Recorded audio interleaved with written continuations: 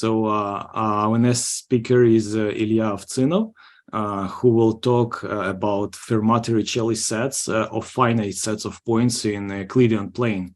Welcome. Good evening. Thank you for your introduction. My name is Illia Ovtsynov. I am a student of the first year of master degree, Faculty of Mechanics and Mathematics, Taras Shevchenko, National University of Kyiv. My supervisor is Maximenko Sergei Ivanovich. He is Doctor of Science in Physics and Mathematics, professor, corresponding member of NAS of Ukraine, chair of Algebra and Topology Department of Institute of Mathematics of NAS of Ukraine. It is my first experience of speaking English on mathematical conference, so I would like to apologize in advance for my possible mistakes in grammar and in scientific vocabulary. Don't hesitate to ask me questions. Tell me, please, if my connection is unstable and you cannot hear me. A point X is called a Fermat Torricelli point for collection X1 and so on Xn, whenever for each X from space X, the following inequality holds true. It is a sum of elements rho x xk, none more than a sum of n elements rho x xk. Fermat Torricelli set for fixed points x1 and so on xn is a set of all Fermat Torricelli points for this collection of points. The problem of finding the Fermat Torricelli set is called the Fermat Torricelli problem. In the case when X is equal to Rn is the Euclidean space with the standard metric, then for every time collection of points x1 and so on xn belong to Rn, the set of its Fermat Torricelli points is non-empty, convex, and compact. Particularly, the function f from x is equal to sum of n elements rho x xk is continuous in Rm rho. We can choose such a positive number a that the set a large that consists of x from space x, the sum of elements rho x xk none more than a is non-empty. Then it is compact in Rm rho. Because firstly, it is bounded because it is easy to verify that a distance between two any points of this set is not more than 2a. And secondly, it is closed, and it implies from continuity of function f. So according to the Weierstrass theorem, f reaches its minimum on A. F reaches its minimum in Rm rho, and Fermat Torricelli set is non-empty. Then let's speak about convexity of A. Let's assume that xy belongs to A, and minimum meaning of the function f in Rm rho equals A. Supposing that, okay, thank you. So just leave the presentation. Yeah. Okay, I stop it here. Yeah. It is an inequality that rho alpha x plus 1 minus alpha y x1 plus and so on plus rho alpha x plus 1 minus alpha y xn is not more than A. Hence, A large is a convex set. This problem has both geometric and probabilistic interpretation. We can describe discrete probabilistic space omega, which consists of x1 and so on xn, with a probabilistic measure p on it. So that for any k from 1 and so on n, p from xk is equal to 1 divided to n. If for any x0 from a metric space, we define a random variable xc x0 from x, which is equal to rho x x0, then Fermat Torricelli set is the set of those x0 for which a random variable xc x0 has the least mathematical expectation. Let A be the Fermat Torricelli set for a collection x1 and so on xn, and B large be the Fermat Torricelli set for a collection y1 and so on yk in Euclidean metric space Rm rho with standard metric. Assume that all points x1 and so on xn, y1 and so on yk are mutually distinct. Then, if intersection of A and B is non-empty, this intersection is the Fermat Torricelli set for x1 and so on xn, y1 and so on yk. Since now we will name Euclidean metric space R2 rho with standard metric merely Euclidean plane. If mutually distinct point x1, x2, x3, x4 in the Euclidean plane are vertices of a convex quadrilateral, then the point of intersection of its diagonals is a unique Fermat Torricelli point for x1, x2, x3, x4. For example, point O is a Fermat Torricelli of points A, B, C, and D. Let x1, x2, x3, x4 be mutually distinct points in the Euclidean plane, laying on the same line in the given order. Then Fermat Torricelli set of these points is the following set. A large is equal to alpha x2 plus 1 minus alpha x3, where alpha belongs to closed interval from 0 to 1. Speaking in another way, it is a closed interval between the second point and the third point. Let x1, x2, x3 be the vertices of some triangle in the Euclidean plane, and x4 be some other point which lays on the side of triangle between x2 and x3. Then x4 is a unique Fermat Torricelli point of x1, x2, x3, x4. For example, if we have such triangle, point D is a Fermat Torricelli point of A, B, C, and D. Okay. And let A1, A2, and so on, AN be a regular polygon with an even number of vertices. Then its center of gravity is a unique Fermat Torricelli point of its vertice. For example, here is point O. It is a Fermat Torricelli point for vertices of this polygon. Okay. More complicated theorem. Let x1 and so on xn, when n is not less than 3, be distinct points in the Euclidean plane. Then the following statements hold. If these points lay on the same line in the given order and n is any even number, then this set is a closed interval between two middle points. If to say more simple, is a Fermat Torricelli set for them. If x1 and so on xn lay on the same line in the given order and n is an odd number, then the middle point, is a Fermat Torricelli set for them. And if x1 and so on xn do not lay on the same line, then their Fermat Torricelli point is unique. A bit of proof. The first and the second statement imply from theorem 1 and construction of Fermat Torricelli set for 1 and 2 points. Let's analyze the third one. Let's assume that this statement is false and there are two Fermat Torricelli points, x such and two x line and x2 lines for given collection.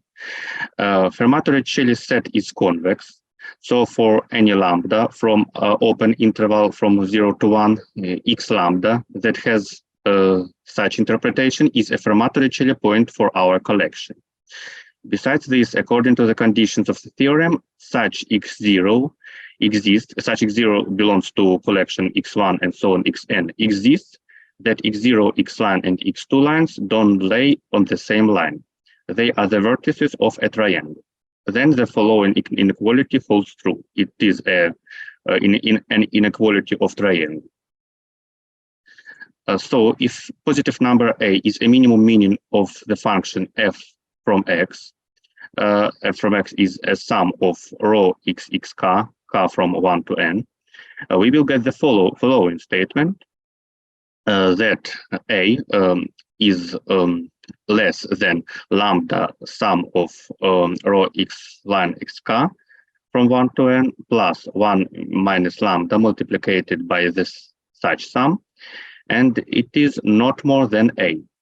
but it is impossible because we got that A less than A. Hence, the Fermat Torricelli point of x1 and so on xn is unique. Let's remind such geometric lemma. There is a unique point each side of triangle. From every side of triangle is visible under angle 120 degrees if and only if every angle of this triangle is less than 120 degrees. Different sources name this point in different ways. For example, Fermat point, Torricelli point, and even Steiner point. We will define it as Steiner point for respective triangle. And if we draw regular triangles on each side of given triangle, then the point of intersection of circumscribed circles of these regular triangles is Steiner point of given triangle.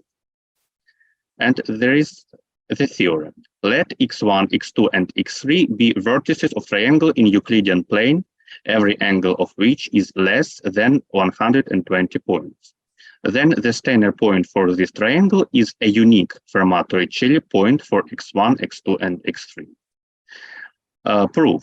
Let's assume that A is equal to x1, B is x2, C is x3.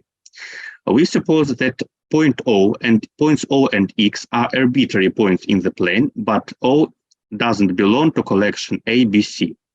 Also, we suppose that vectors I, J, K are unit vectors which are collinear with OA, OB, and OC. Using the properties of modulus of the vector and scalar product, we get that modulus of vector OA is not more than modulus of difference of OA minus of A and OX plus scalar product of OX and I. Also, modulus of OB not more than sum of modulus OC minus OX and scalar product of OX and K. I'm sorry, OB is not more than sum of scalar multiplication of OX and J and modulus of OB and OX, and modulus of OC is not more than modulus of OC minus OX plus scalar product of OX and K. And then we add these inequalities, in addition to existing properties of O, let's assume that O is Steiner point for the triangle ABC. Then I plus J plus K is equal to 0 vector. And consequently, we get this inequality, and it proves that Steiner point for ABC is a Fermat Torricelli point for its vertices. And the last theorem, let x1, x2, and x3 be vertices of triangle in Euclidean plane, one of whose angles is not less than 120 points. Then the vertex whose angle of triangle is not less than 120 degrees is a unique Fermat Torricelli point of its vertices. So let's assume that A is x1, B is 2, and C is 3. X is an arbitrary point in the plane. The angle of the vertex C is not less than 120 degrees. And this vertex is a Fermat Torricelli point. We will prove it now. We suppose that O is equal to C and that I and J are unit vectors which are collinear with OA and OB. Modulus of OB is not more than sum of modulus of OB minus OX and scalar products of OX and J. And the same we can say about OA. Modulus of OA is not more than. It is known that modulus of sum of I and G is not more than 1. Then if we multiply it by cosine of angle phi, where phi is an arbitrary angle, it is not more than 1, 2.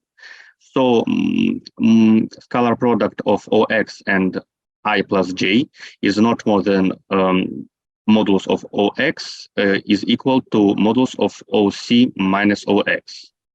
And then 0 is equal to modulus of OC is not more than sum of modulus of OC minus OX and scalar product of OX and minus I plus G. Consequently, we get this inequality. and it proves that C is a unique Fermat Torricelli point for vertices of the triangle ABC. I have told everything I had planned. Perhaps have you any questions, comments, remarks, and suggestions? Thank you very much. You've done an excellent job for a first time talking in a foreign language. It was very interesting. And are there any questions?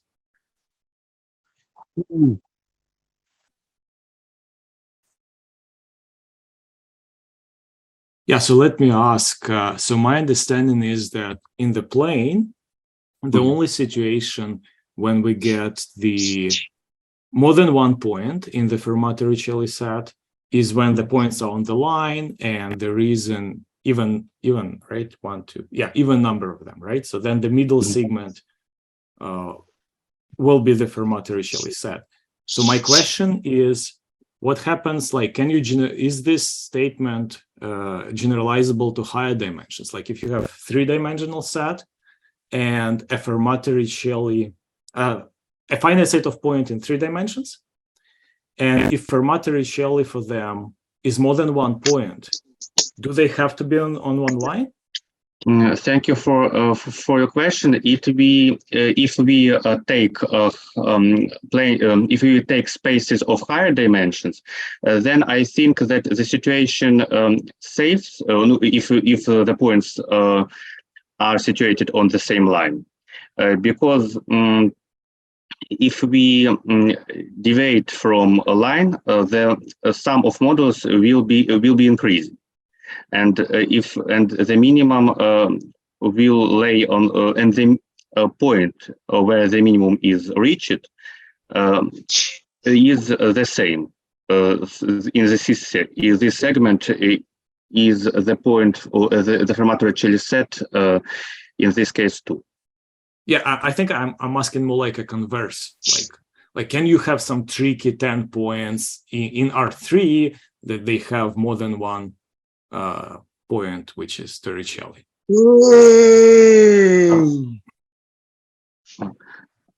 I think yes.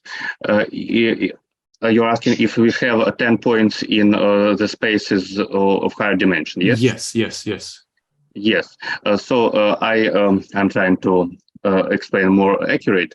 As I proved in our Euclidean plane, the interval between 5th and 6th point is a Fermat Torricelli set.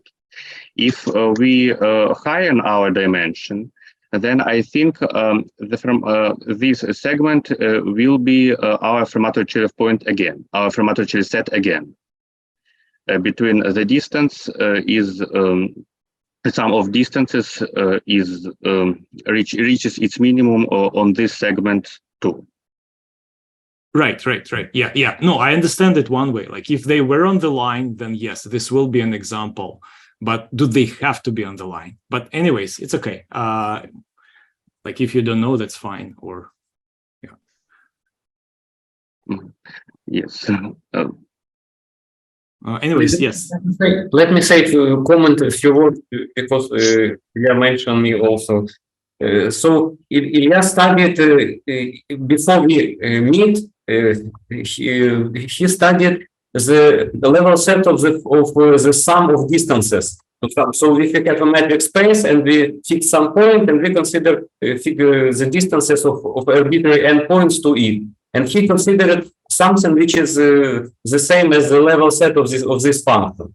And actually, the question he now write his diploma, and some of the results which he presents here are classical and known, but we were interested in the deformations of this function, of this set. And for instance, when this point Torricelli set is fixed, and how we can deform these points, because it is related with brane groups, with configuration spaces, and many other interesting things. And so this is just a starting point to fix everything and to have straight and direct proof of base results. Yeah, thank you. Thank you very much.